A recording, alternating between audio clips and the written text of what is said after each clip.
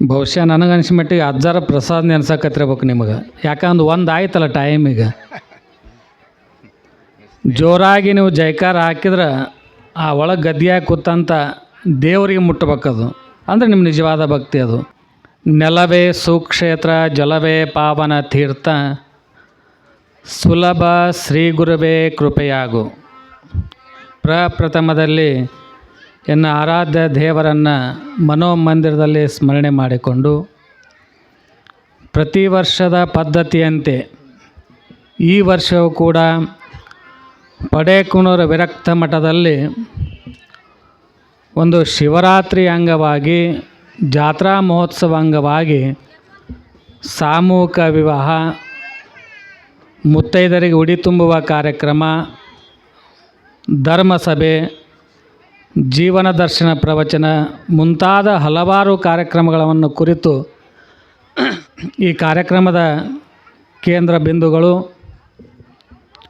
ಪಡೇಕುನೂರು ವಿರಕ್ತ ಮಠದ ದಾಸೋಹ ವಿರಕ್ತ ಮಠದ ಪೀಠಾಧ್ಯಕ್ಷರು ಆಗಿರುವಂಥವರು, ಈ ಭಾಗದ ಹೆಸರಾಂತ ಪುರಾಣ ಪ್ರವಚನಕಾರವಾಗಿರುವಂಥ ಪೂಜ್ಯ ಶ್ರೀಮನ್ ನಿರಂಜನ ಪ್ರಣವ ಸ್ವರೂಪಿ ಚನ್ನಮಲ್ಲಿಕಾರ್ಜುನ ಮಹಾಸ್ವಾಮಿಗಳವರ ಶ್ರೀಪಾದಕ್ಕೆ ಅನಂತ ಭಕ್ತಿಯ ನಮನಗಳನ್ನು ಸಲ್ಲಿಸುತ್ತಾ,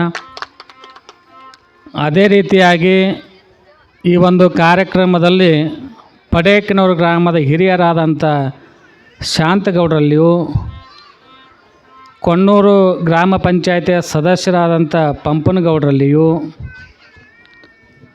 ಈ ಒಂದು ಕಾರ್ಯಕ್ರಮದಲ್ಲಿ ಮಹಾದಾನಿಗಳಾದಂಥ ಮಹಾಂತಗೌಡರಲ್ಲಿಯೂ, ಇದೀಗ ತಾನೇ ಪ್ರಾಸ್ತಾವಿಕವಾಗಿ ಮಾತನಾಡಿದಂಥ ಕುಂಬಾರ್ ಸರಲ್ಲಿಯೂ, ನಮ್ಮ ಹಂಪಯ್ಯ ಹಿರೇಮಠರಲ್ಲಿಯೂ ಪರುತ್ತಯ್ಯ ಹಿರೇಮಠರಲ್ಲಿಯೂ, ಇಲ್ಲಿ ನಡೆದಿರ್ತಕ್ಕಂಥ ಎಲ್ಲ ಶರಣ ತಂದೆ ತಾಯಿಗಳೇ, ನೂತನ ವಧುವರರೇ, ಮುದ್ದು ಮಕ್ಕಳೇ, ನಿಮ್ಮೆಲ್ಲರ ಅಂತರಾತ್ಮಕ್ಕೆ ಅನಂತ ಶರಣಾರ್ಥಿಗಳು.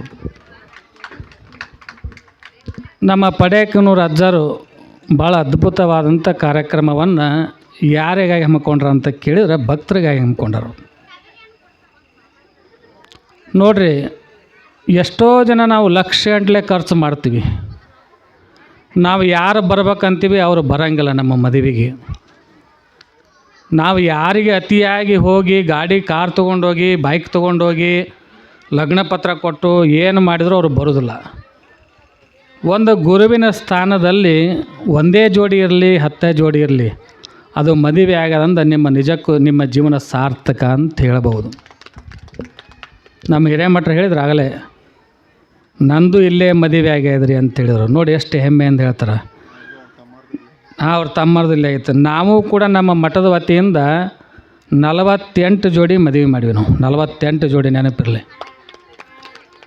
ನಿಮ್ಗೇನು ಅನ್ನಿಸ್ತದ, ಏನು ಗುರುಗಳು ಕಾರ್ನಾಗ ತಿರುಗಾಡ್ತಾರೆ, ಅದೇನು ಒಬ್ಬ ಆಫೀಸರ್ ಹೇಳಿದ್ರೆ ಸಹಿ ಮಾಡ್ತಾನೆ, ಅದರಿಂದ ಎಷ್ಟು ಕಷ್ಟ ಅದ ಅನ್ನೋದನ್ನು ನನಗೆ ಗೊತ್ತದ. ಅವ್ರಿಗೆ ಗೊತ್ತೈತೆ ಬಿಟ್ಟದ ಗೊತ್ತಿಲ್ಲ, ನನಗೆ ಗೊತ್ತದು. ಯಾಕಂದ್ರೆ ಒಬ್ಬ ಮಠಾಧೀಶ ಸಮಾಜಕ್ಕಾಗಿ ಹೆಂಗೆ ದುಡಿತಾರೆ, ಅವರು ಇಡೀ ದೇಹವನ್ನೇ ಸಮಾಜಕ್ಕಾಗಿ ಮುಡುಪು ಇಟ್ಟಾರ ಅನ್ನೋಂಥದ್ದನ್ನು ನಮ್ಮ ಪಡೇಕುನೂರು ಅಜ್ಜರೇ ಉದಾಹರಣೆ. ಆಗಲೇ ಒಂದು ಮಾತು ಹೇಳಿದೆ ನಾನು, ಹಲವು ಮಾತೇನು ನೀನೊಲಿದು ಪಾದವನಿಟ್ಟ, ನೆಲವೇ ಸುಕ್ಷೇತ್ರ ಜಲವೇ ಪಾವನ ತೀರ್ಥ ಸುಲಭ ಶ್ರೀ ಗುರುವೇ ಕೃಪೆಯಾಗು. ಬಸವಲಿಂಗ ಶರಣರು ಭಾಳ ಚಂದ ಹೇಳ್ತಾರೆ. ನೀವು ಕೇಳಿದ್ರೆ ಅಜ್ಜರು ಜೀವನ ದರ್ಶನ ಭಾಳ ದೊಡ್ಡ ಪ್ರವಚನಕಾರವರು. ಇವತ್ತು ನಾವು 1-2 ವರ್ಷದಿಂದ ಬಂದು ನೋಡಿದಾಗ ಮಠ ಮುಂದೆ ಅಷ್ಟೇ ಇತ್ತದು. ಯಾಕಂತ ಕೇಳಿದ್ರೆ ಒಂದು ಗುರುವಿನ ಶಕ್ತಿ ಇರ್ತದೆ, ತಪಸ್ಸಿನ ಶಕ್ತಿ. ನಮ್ಮ ಕುಂಬಾರ ಸರ್ ಭಾಳ ಚಂದ ಹೇಳಿದರು, ಅಜ್ಜರ ಕಲ್ಯಾಣ ಮಂಟಪ ಕಟ್ಟಬೇಕಂತಾರೆ. ಅದಕ್ಕೆಲ್ಲ ಹಿಂದೆ ಒಂದು ಶ್ರಮ ಇರ್ತದೆ.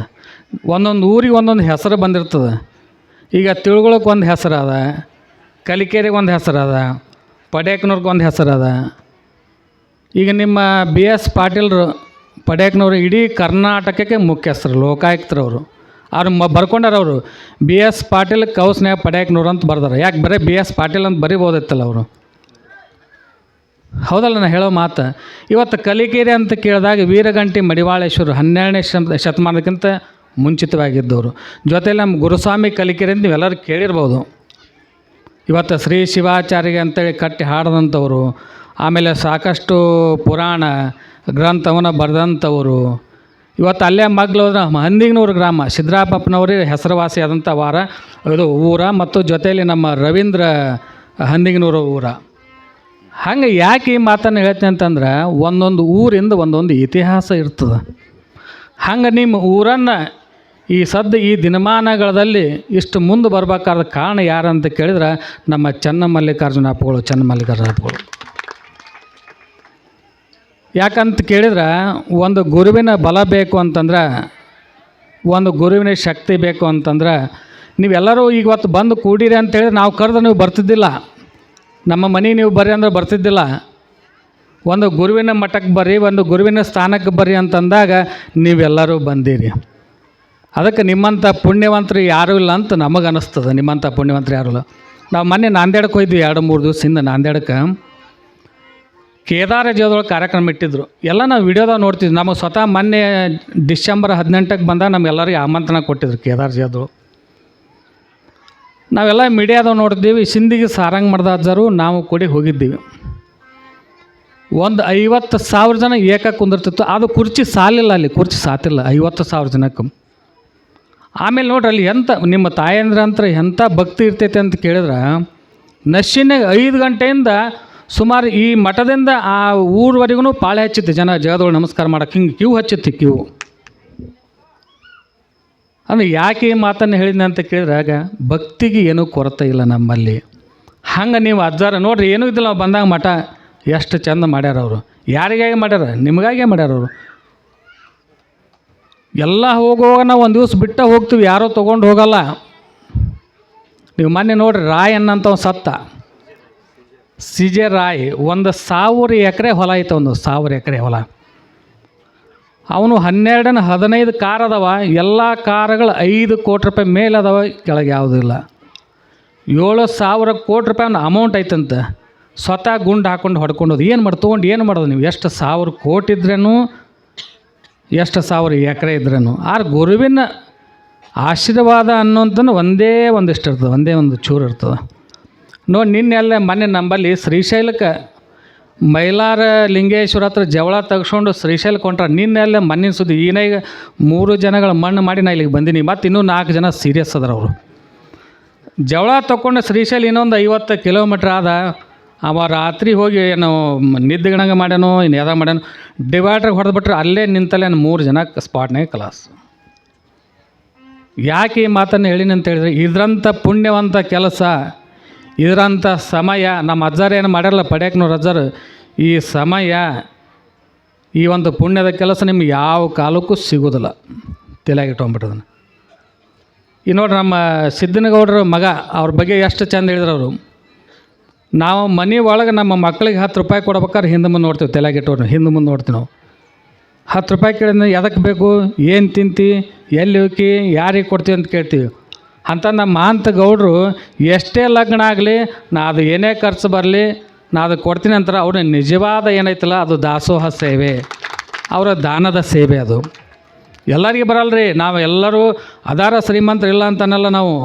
ಇವರು 100 ಪಟ್ಟು ಶ್ರೀಮಂತರು ಅದಾರ, ಕೊಡುಗೈ ದಾನಿಗಳಿರಲ್ಲ.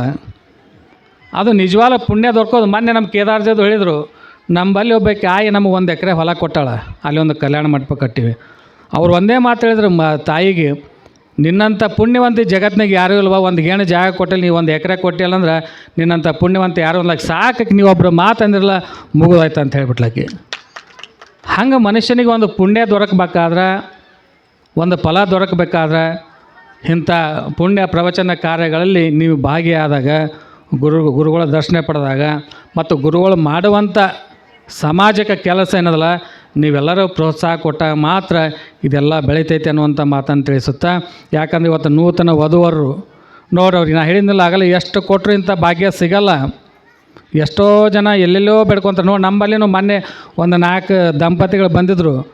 ಮುತ್ತೆರ ನೀವು ಕೊಡಿಸೋದಂಥ ಬಟ್ಟಿನೇ ನೋಡ್ರಿ ಅಂದ್ರು ಅವರು. 4 ಕೊಡಿಸಿಲ್ಲಪ್ಪ ಅಂತ ಹೇಳಿದೆ. 4 ಕೊಡಿಸಿಲ್ಲ, ಕೊಡಿಸಂಥ ದಾನವಂತ ಅಲ್ಲಿ ಅದನ ಅವ್ನು ನೆನೆಸ್ರಿ ನೀವು ಅಂತಂದೆ ನಾನು. ಇಲ್ಲ, ನಾವು ನಿಮ್ಮಲ್ಲಿ ಮದುವೆ ಆಗಿದ್ದಕ್ಕೆ ನಮ್ಮ 4 ಜನಕ್ಕೆ ನೌಕರಿ ಆಗ್ಯದ್ರಿ, ಒಂದೇ ಪಗಾರ ತೊಗೋರಿ ಅಂದರು. ನಾ ಗದ್ದಿಗೆ ಮುಟ್ಟಿಸ್ರಪ್ಪ, ನಂದಲ್ಲ ಅಂದೆ ನಾನು. ಅಲ್ಲ ನೋಡಿ ಬಂದು ಕೇಳುವಂಥ ಜನ ನಮ್ಮ ಹಿರೇಮಠರು ಹೇಳೋದು ತಿಳುಗಳು ಹಿರೇಮಠರು ಇವತ್ತು ಎಷ್ಟೋ ಮಂದಿ ಏನೇನೋ ಪಡ್ಕೊಂಡು ಏನು ಹೆಸರೇ ಹೇಳೋಂಗಿಲ್ಲ ಅಂಥದ್ರಾಗ ಅವ್ರು ನಮ್ಗೆ ಈ ಮಠದಿಂದ ಒಂದು ಒಳ್ಳೇದಾಗೈತಲ್ಲ ಅಂತ ಹೇಳಿದ್ರೆ ಸಾಕು, ಅಷ್ಟೇ ಸಾಕು. ಅದ್ರಾಗೇನು ನೀ ಕೋಟಿ ಕೊಟ್ಟೋದಕ್ಕಿಂತಲೂ ಹೆಚ್ಚಿಗೆ ಆಯ್ತದು. ಹಂಗೆ ನೀವೇನು ಅದರಲ್ಲ ಬಂದು ಸೇವಾ ಮಾಡಿರಿ. ಇಲ್ಲಿದ್ದಂಥ ಏನು ಅಡುಗೆ ಮಾಡಲು ಭಾಗಿಯಾಗ್ರಿ. ನಿಮ್ಮ ಏನು ಸೇವಾ ಐತಲ್ಲ ಅದೇ ನಿಮ್ಮ ಪುಣ್ಯದ ಕೆಲಸ ಅನ್ನುವಂಥ ತಿಳಿಸುತ್ತಾ, ಯಾಕಂದ್ರೆ ಅಜ್ಜಾರು ನನಗೆ ಹೋದ ವರ್ಷನೇ ಹೇಳಿದರು ನೀವು ಬರ್ರಿ ಅಂತೇಳಿ. ಇಲ್ಲರಿ ಅಜ್ಜಾರ ಬರೋಕ್ಕಾಗಲ್ಲ ಅಂದೇವು. ಈ ವರ್ಷ ಹೇಳಿದರು. ಈ ವರ್ಷ ಬಂದು ನಾವು ಭಾಗಿಯಾಗಿದ್ದಕ್ಕೆ ಅವರಿಗೆ ಅನಂತ ಧನ್ಯವಾದಗಳು ತಿಳಿಸುತ್ತಾ ನಮ್ಮ ಎರಡು ಮಾತು ವಿರಾಮ ಕೊಡ್ತಾಯಿದ್ದೆ.